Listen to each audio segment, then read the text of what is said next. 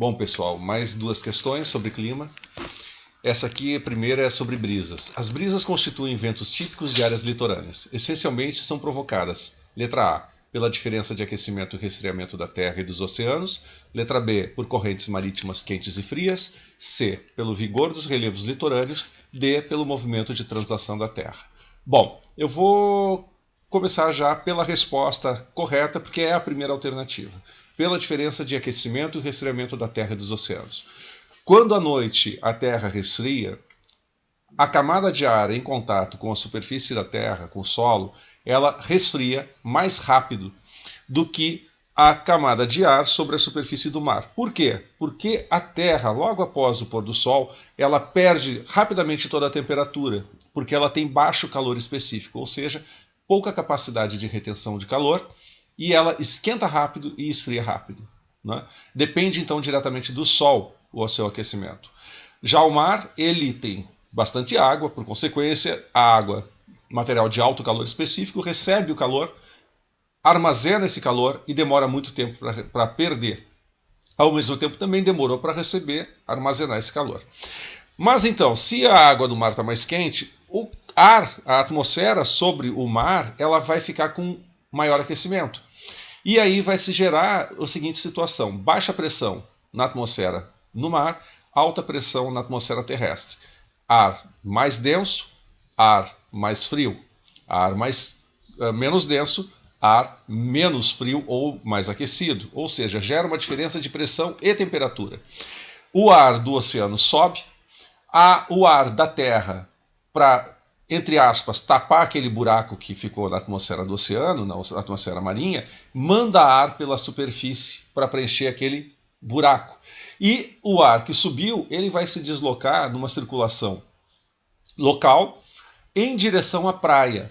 Então, quando chega sobre a praia, resfria porque a terra está mais gelada, e aí vai ganhar densidade e baixar temperatura.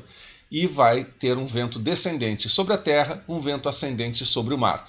E isso vai fazer uma circulação de ar. E o resultado em superfície é que da terra para o mar vai se gerar vento. Ok? De dia acontece diametralmente oposto. Né? A gente vai ter um aquecimento acelerado e muito forte da terra, da areia, e o mar ele não vai ganhar tanto calor, ele é atrasado nessa parte, né? Do alto calor específico demora para ganhar calor, então a terra fica mais quente. A baixa pressão se forma sobre a terra, a alta pressão fica sobre o mar, né? E aí vai se gerar uma circulação de ar na superfície do mar para a terra. A questão seguinte fala de dois climogramas. O primeiro, né, vamos ver a primeira questão ali. Compare os gráficos relativos às temperaturas e precipitações médias mensais de Lusiânia, em Goiás, Brasil, e Roma, Itália, e responda.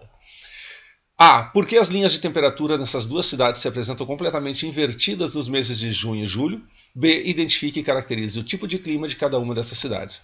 É simples. O primeiro climograma, a gente consegue visualizar algumas características. Por exemplo, nós temos período quente, ou melhor, período seco e período úmido. O gráfico de barras é da precipitação, o gráfico de linha é da temperatura média mensal. O que vai acontecer aqui? Nós temos um período úmido, um período seco, característico de clima tropical. Bem dividido. Né? Nós temos aqui uns 5 meses de baixa pluviosidade e uns 7 meses de alta pluviosidade.